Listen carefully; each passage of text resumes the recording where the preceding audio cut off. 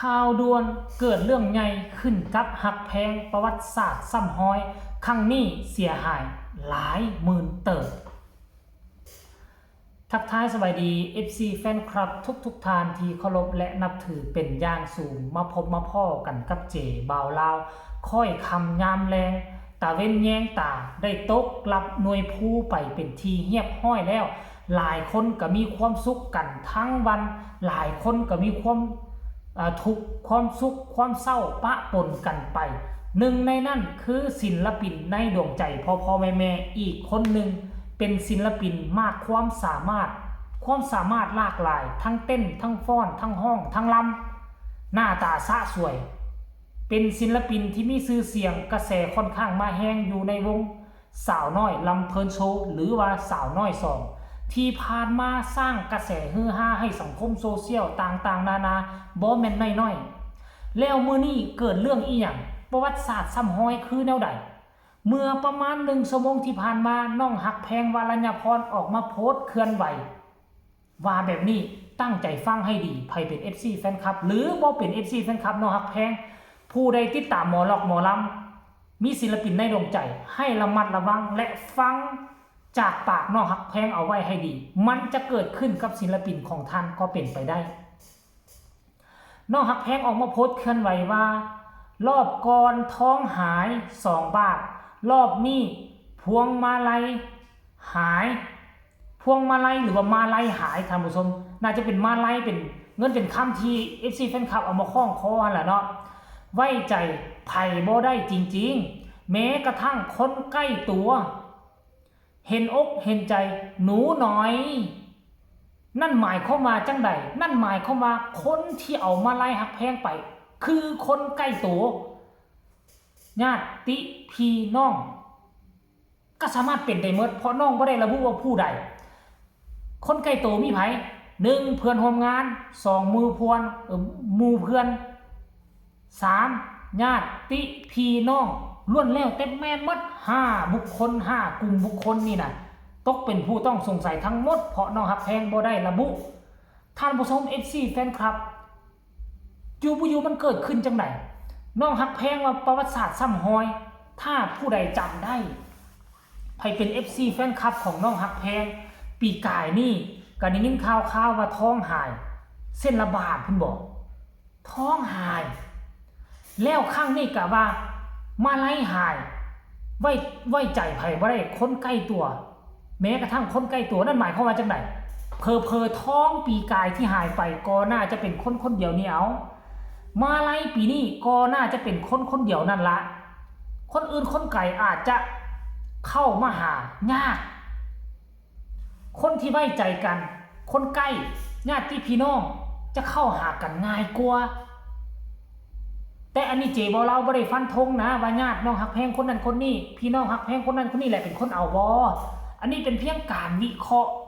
ตามคำเว้าคำจ่าของน้องหักแพงเรื่องราวเรานี่มันเกิดขึ้นมาเป็นประจำปีกายนี่วงสาวน้อยหนึ่งก็มีศิลปินคนหนึ่งย่ามใดก็มาไล่หายย่ามใดก็เงินหายให้ฟูมไฟตลอดหายดูหายดันกระดักกระดอจบฤดูกาลเขาไล่ออกซ้ำอันนั้นคือบ่มีความรับผิดชอบในตัวเองแต่ว่าน้องหักแพงนี่น่ะ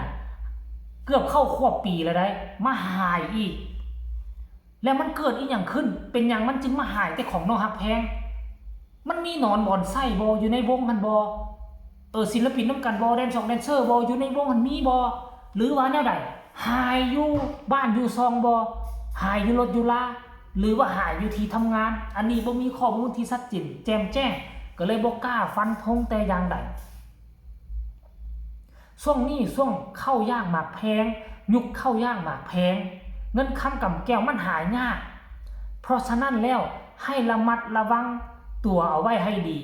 โดยเฉพาะคือศิลปินได้มา10ก็บอกว่า20ได้มา20บอกว่า30ได้มา10,000บอกว่าแสนทายเงินทายมาไล่อวดองค์ทนงตู่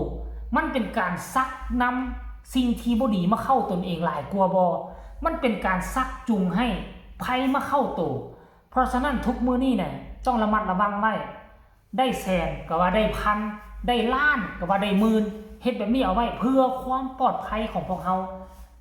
และสิ่งที่สำคัญเจ้าจะไปใส่มาใส่ก็บ่จำเป็นต้องแม่นอยู่ว่าศิลปินต้องอยู่ในโซเชียลแต่เพื่อความปลอดภัย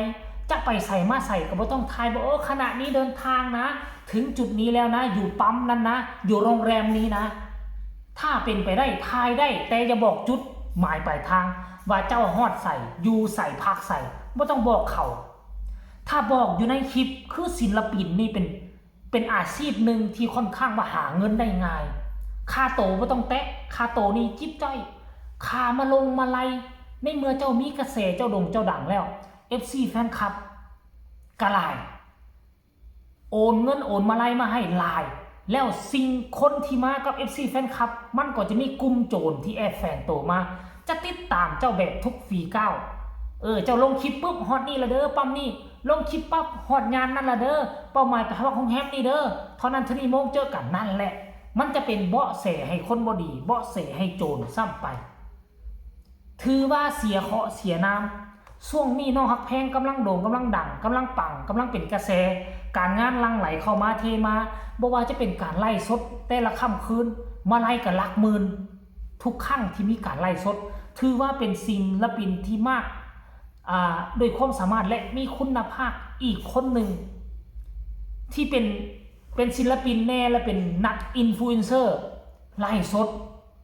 โอ้โหท่านผู้ชมเห็นแบบนี้แล้วก็น่าเห็นใจน้องฮักแพง2 ปีติดเลยนะเนาะปีกายนี่ก็เป็นสร้อยทองปีนี้มาดันเป็นอันนี้เดี๋ยวไปฟังความคิดความเห็นของบรรดา FC แฟนคลับ1 ชั่วโมงคนมากดไลค์เป็นพันกว่าคนกดแชร์ก็10 ปลายกว่าแต่คนมาคอมเมนต์เนี่ยเป็นร้อยกว่าเนาะน้องฮักแพงยังมาเขียนไว้ว่าหายในบ้านค่ะโอ้ยคายอ้อบ่มันคายอ้อถึงบางอ้อหายในบ้านค่ะ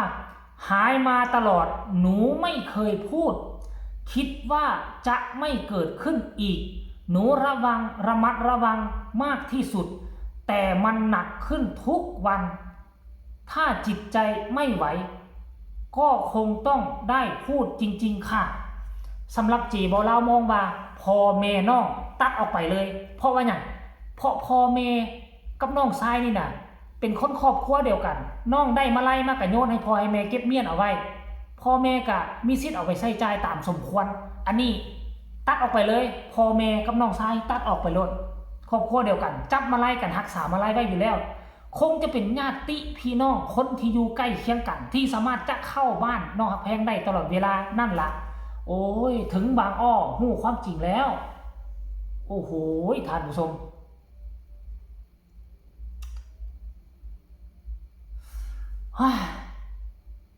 ติดตามตอนต่อไปจะมีการเคลื่อนไหวของน้องฮักแพงและครอบครัวบาแนวใดให้กดไลค์กดแชร์กดติดตามคลิปนี้ไว้ให้ดีแล้วจะบ่พลาดคลิปข้อมูลข่าวสารเกี่ยวกับเรื่องนี้ของน้องฮักแพงใครมีคำตำหนิติชมคำคิดคำเห็นให้ส่งข่าวมาหาเจบ่ลาวได้ทั้งใต้คอมเมนต์สำหรับคลิปนี้ขอลาท่านผู้ชมไปก่อนสบายดี